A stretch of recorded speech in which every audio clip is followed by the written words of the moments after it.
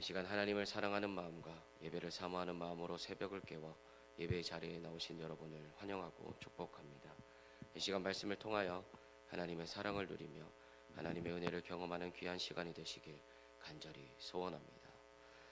오늘 우리가 읽은 신명기 23장은 이스라엘 백성들이 가나안 땅에 들어가서 이루어야 할 거룩한 총회, 즉 하나님을 섬기는 신앙 공동체가 어떤 모습이어야 하는지에 대해 아주 구체적으로 다루고 있습니다. 모세는 이 말씀을 통해 이스라엘 백성들에게 두 가지를 강조하고 있는데요. 첫 번째는 여호와의 총회, 즉 예배 공동체의 순결성을 지키라는 것이고, 두 번째는 그 공동체 안에서 살아가는 백성들의 삶이 자비롭고 정직해야 한다는 것입니다. 오늘 말씀을 통해 하나님께서 오늘날 우리 교회와 성도들의 삶에 원하시는 거룩이 무엇인지 함께 살펴보도록 하겠습니다. 오늘 말씀의 전반부인 1절에서 8절까지의 말씀은 누가 여호와의 총회에 들어올 수 없는가에 대한 엄격한 규정들이 나오고 있습니다. 신체적으로 훼손된 자, 사생자, 그리고 암몬과 모압 사람들에 대한 금지 규정이 등장하고 있습니다. 이 말씀들을 문자 그대로 오늘날 우리에게 적용하여 특정 신체 장애를 가진 분들을 배제한다는 뜻이 결코 아닙니다. 구약시대에 이러한 규정을 두신 영적인 의미들을 보아야 하는데요. 하나님께서는 이스라엘 총회가 흠이 없고 온전한 상태를 유지하기를 원하셨습니다. 이것은 하나님께 나아가는 자의 영적인 순결함을 상징합니다. 특별히 3절 이하에 보면 암몬과 모압 사람은 영원히 들어오지 못한다고 하십니다. 그 이유는 명확합니다. 이스라엘이 출애굽해서 광야를 지날 때 그들은 물과 떡으로 돕지 않았고 오히려 발람을 매수하여서 이스라엘을 저주하려 했기 때문입니다. 하나님을 대적하고 하나님의 백성을 무너뜨리려 했던 역사가 있었기 때문에 그들을 경계하신 것입니다. 반면 7절 말씀에 보면 에돔 사람과 애굽 사람은 미워하지 말라고 하십니다. 에돔은 형제 에서의 후손이고 애굽은 비록 노예 생활을 했지만 이스라엘이 그 땅에서 객으로 살았기 때문입니다. 이를 통해 우리는 하나님께서 무조건적인 배타성을 요구하시는 것이 아니라 하나님의 구원 역사와 은혜를 기억하는 거룩한 구별됨을 원하신다는 것을 우리는 알 수가 있습니다. 이어지는 9절에서 14절까지의 말씀은 전쟁터에 나가는 군인들의 진영을 어떻게 관리할 것인가에 대한 말씀입니다. 전쟁은 생사가 오가는 긴박한 상황입니다. 그런데 하나님께서는 놀랍게도 그들에게 위생 관리를 철저히 하라고 명하십니다. 13절 말씀에 보면 변소를 진영 밖에 마련하고 작은 삽을 가지고 배설물을 덮으라고 하십니다. 왜 전쟁터에서 이런 위생까지 신경 써야 하겠습니까? 그 이유가 14절에 명확하게 나와 있습니다. 이는 내 하나님 여호와께서 너를 구원하시고 적군을 내게 넘기시려고 내 진영 중에 행하심이라. 그러므로 내 진영을 거룩히 하라. 그리하면 내게서 불결한 것을 보시지 않으므로 너를 떠나지 아니하시리라. 하나님께서는 교회 건물 안에만 계신 분이 아닙니다. 하나님께서는 우리의 가정과 우리의 일터, 또 우리의 가장 은밀한 삶의 자리, 즉 나의 진영 한가운데를 거니시는 분이십니다. 이스라엘이 배설물을 덮어야 했던 이유는 하나님께서 그곳을 거니시기 때문이었습니다. 우리의 삶에 하나님의 보시기에 불결한 것, 또 숨겨둔 죄악, 미움과 음란함이 있다면 그것을 덮고 제해야 합니다. 그래야 하나님께서는 우리를 떠나지 않으시고 우리와 동행하시며 승리를 주실 것입니다. 이제 15절부터는 사람과 사람 사이의 관계, 사회적 약자에 대한 태도를 다루고 있습니다. 여기서 우리는 하나님의 성품인 긍휼을 발견하게 됩니다. 첫 번째로는 도망 나온 종을 보호하라고 말씀하십니다. 당시 고대 근동의 법은 도망친 노예를 주인에게 돌려보내는 것이 상식이었습니다. 또 숨겨둔 자는 처벌을 받았습니다. 하지만 하나님의 법은 달랐습니다.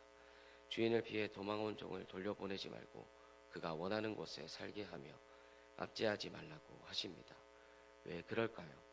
이스라엘도 애굽에서 도망 나온 종이었기 때문입니다. 너희가 긍휼을 입었으니 공경에 처한 자를 긍휼히 여기라는 것입니다. 두 번째로 형제에게 이자를 받지 말라고 하십니다. 타국인에게는 이자를 받을 수 있으나 동족 형제에게 구워줄 때에는 이자를 받지 말라고 하십니다. 돈을 빌린다는 것은 그만큼 살기 어렵다는 뜻입니다. 형제의 가난을 이용해서 부를 축적하지 말라는 것입니다. 이것은 오늘날 자본주의 사회를 사는 우리에게도 중요한 도전입니다. 성도는 이익보다 관계를, 돈보다 사람을 먼저 생각해야 합니다. 20절 하반절 말씀에 이렇게 하나님께서 약속하십니다. 그리하면 내 하나님 여호와께서 내가 들어가서 차지할 땅에서 내 손으로 하는 범사에 복을 내리시리라. 아멘. 우리가 손해보는 것 같아도 형제를 사랑하며 베풀면 하나님께서 우리 손으로 하는 모든 일에 복을 주신다는 믿음이 있어야 합니다. 세 번째로 이웃의 밭에서 배고픔을 해결하는 것을 허용하고 계십니다. 길을 가다가 배가 고프면 이웃의 포도원에서 포도를 따먹어도 되고 곡식밭에서 이삭을 손으로 잘라 먹어도 된다고 하십니다. 단 그릇에 담아가거나 낫을 대서는 안 됩니다. 이것은 굶주린 자의 생존권을 보장해주는 최소한의 사회적 안정장치이자 자비의 법입니다. 동시에 주인의 소유권도 인정하여 낫을 대거나 그릇에 담지 못하게 함으로써 균형을 맞추셨습니다. 이 모든 규례의 핵심은 무엇이겠습니까? 하나님의 백성은 세상 사람들과 다르게 살아야 한다는 것입니다. 세상은 이익을 위해 약자를 짓밟고 이런 한 푼도 철저히 따지지만 하나님의 백성은 넉넉한 마음, 긍휼의 마음을 가져야 합니다. 그것이 바로 거룩인 것입니다. 마지막으로 본문은 하나님 앞에서의 정직과 성결을 강조하고 있습니다. 17절에서 18절 말씀에 보면 이스라엘 중에 창기나 남창이 있지 못하게 하라고 하십니다. 가나안 종교는 우상 숭배 의식 속에 음란한 행위가 포함되어 있었습니다. 하나님께서는 이것을 가증히 여기십니다. 특히 18절에 보면 창기가 번 돈과 개 같은 자의 소득은 여호와의 전에 가져오지 말라고 하십니다. 하나님은 목적이 수단을 정당화하는 것을 용납하지 않으십니다. 아무리 많은 헌금을 드린다고 할지라도 그 돈이 부정한 방법, 음란한 방법, 남을 속여서 번 돈이라면 하나님께서는 그것을 받지 않으십니다. 하나님께서는 재물의 양보다 드리는 자의 삶의 순결함을 원하십니다. 또한 21절에서 23절은 성원에 대하여 말씀하십니다. 그 중에 중간에 있는 말씀입니다. 내 입으로 말한 것은 그대로 실행하도록 유의하라. 하나님은 우리의 마음의 중심을 보십니다. 하나님께 약속한 것이 있다면 더디지 말고 갚아야 합니다. 상황이 바뀌었다고 해서 하나님과의 약속을 가볍게 여기는 태도는 불신앙입니다. 시편 기자의 고백처럼 해로울지라도 서원한 것은 변치 않는 것이 성도의 자세인 것입니다. 오늘 신명기 23장이 보여주는 거룩한 공동체의 모습은 무엇일까요? 첫 번째로 하나님이 함께 하시는 거룩한 진영입니다. 우리의 일 가정과 일터 그리고 내 마음속에 하나님이 보시기에 부끄러운 오물은 없습니까? 하나님이 내 삶의 한복판을 거니실 때 고개를 돌리시지 않도록 우리 자신을 정결하게 해야 합니다. 두 번째로 약자를 품어주는 따뜻한 공동체입니다.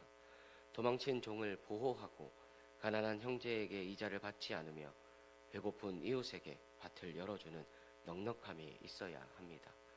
우리의 신앙이 교회 안에서만 머물지 않고 세상 속에서 긍휼과 사랑으로 흘러가야 합니다. 세 번째로 하나님 앞에 정직한 삶입니다. 부정한 이익을 탐하지 않고 하나님께 드린 약속을 신실하게 지키는 성도가 되어야 합니다. 구약의 이스라엘은 혈통과 율법으로 이 총회에 들어왔지만 오늘 우리는 오직 예수 그리스도의 보혈로 말미암아 거룩한 하나님의 자녀가 되었습니다. 자격 없는 우리를 받아주신 그 은혜를 기억하며 오늘 하루도 세상과 구별된 거룩한 삶 그리고 긍휼이 넘치는 귀한 믿음의 삶을 살아가시길 간절히 소원합니다. 기도하시겠습니다. 오늘 말씀을 통해 우리 삶이 하나님의 거니시는 거룩한 진영이 되어야 함을 깨닫습니다. 우리의 마음과 가정, 일터에서 부끄러운 죄를 제하여 주시고 주님이 거하시기에 합당한 정결한 삶이 되게 하여 주시옵소서. 또한 우리에게 긍휼의 마음을 부어주사 연약한 이웃을 돌보고 하나님 앞에서 정직하게 행하는 참된 성도가 되게 하여 주시옵소서. 오늘 하루도 주님과 동행하며 세상 속에 그리스도의 거룩함과 사랑을 흘려보내는 복된 날이 되게 하여 주시옵소서. 이 시간 주신 은혜에 감사하며 믿음의 결단을 담아 귀한 예물을 드립니다. 드려진 손길들을 기억하사 하늘의 신령한 복과 땅의 기름진 복으로 채워주시고 예물에 담긴 간절한 기도의 제목들이 하나님의 은혜 안에서 아름답게 응답되게 하여 주시옵소서. 또 그 응답을 통하여 더욱 주님만을 의지하는 믿음의 가정이 되게 하여 주시옵소서. 우리 교회 모든 성도님들을 기억하여 주시옵소서. 하루하루를 살아가는 모든 순간 속에 하나님의 사랑과 은혜가 넘치게 하시고 어떤 상황에서도 늘 감사하며 살아가는 복된 인생들이 되게 하여 주시옵소서. 특히 육신의 질고로 고통받는 환우들을 위해 기도합니다. 주님께서 친히 찾아가 주셔서 병마와 싸우느라 지친 마음을 위로하여 주시옵소서. 또 주님의 피 묻은 손으로 아픈 부위를 어루만지사 속히 회복되고 치유되는 기적을 경험하게 하여 주시옵소서. 오늘 하루도 임마누엘 주님과 동행하는 승리의 날이 될 줄 믿사오며 우리를 구원하신 예수 그리스도의 이름으로 기도드립니다. 아멘.